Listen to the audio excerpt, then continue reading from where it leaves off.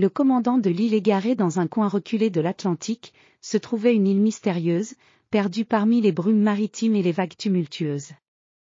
Cette île, appelée l'île égarée, avait longtemps fasciné les explorateurs et les aventuriers par ses légendes et ses secrets.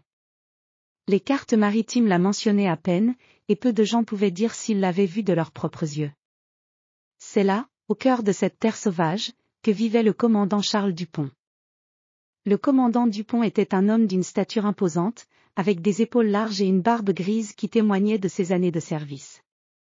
Il était connu pour son courage, son esprit stratégique, et son dévouement inébranlable à la sécurité de l'île.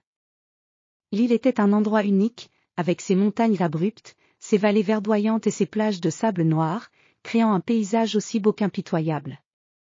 Un matin, alors que le soleil commençait à peine à se frayer un chemin à travers les nuages, une tempête inattendue frappa l'île. Le vent hurlait à travers les arbres, faisant bruisser les feuilles avec une intensité menaçante. Les vagues, comme des monstres géants, se brisaient contre les falaises avec une force redoutable. Le commandant Dupont, observant la tempête depuis le pont de son vieux phare, savait que la situation exigeait une action rapide. Il se tourna vers ses hommes, tous habillés en uniforme de cuir résistant, leurs visages marqués par la détermination.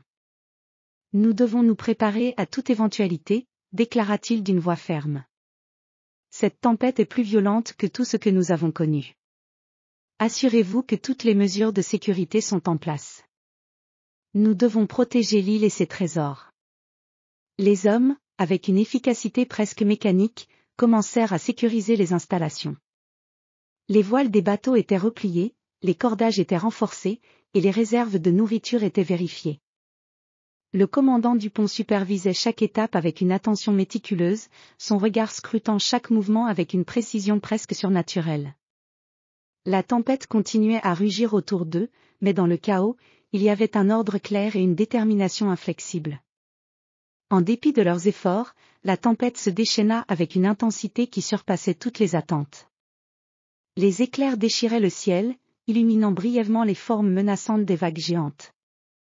Le vent faisait craquer les arbres comme s'ils étaient en bois fragile. Le commandant Dupont, conscient du danger imminent, donna des ordres pour évacuer les bâtiments les plus vulnérables et protéger les zones cruciales de l'île. Dans la lueur des éclairs, le phare de l'île, dont la lumière clignotait au rythme de la tempête, servait de guide et de refuge pour les habitants. Le commandant Dupont, en ce moment critique, monta à l'étage supérieur du phare pour vérifier la lampe. Les vents violents secouaient la structure, mais il resta ferme, ses mains serrant le bord du parapet. Il savait que la lumière du phare était essentielle pour la navigation des navires et la sécurité de l'île. Finalement, après des heures de lutte contre les éléments, la tempête commença à s'apaiser. Le vent se calma, les vagues se firent moins agressives, et la pluie cessa de tambouriner contre les fenêtres. Le commandant Dupont, épuisé mais soulagé, descendit du phare pour évaluer les dégâts. Le matin se leva lentement, révélant un paysage ravagé mais intact. Les hommes du commandant Dupont étaient déjà à l'œuvre pour réparer les dommages. Les arbres déracinés étaient dégagés, les bâtiments endommagés étaient réparés, et les réserves étaient comptées. Le commandant supervisa chaque tâche avec une rigueur constante, veillant à ce que tout soit remis en ordre. Son dévouement à l'île et à ses habitants était inébranlable, même face aux défis les plus redoutables. Au coucher du soleil, alors que l'île retrouvait peu à peu son calme habituel, le commandant Dupont se tenait sur la plage, regardant l'horizon avec une expression pensive. Il savait que d'autres défis l'attendaient, mais il était prêt à les affronter avec la même détermination et le même courage qui l'avait guidé à travers la tempête.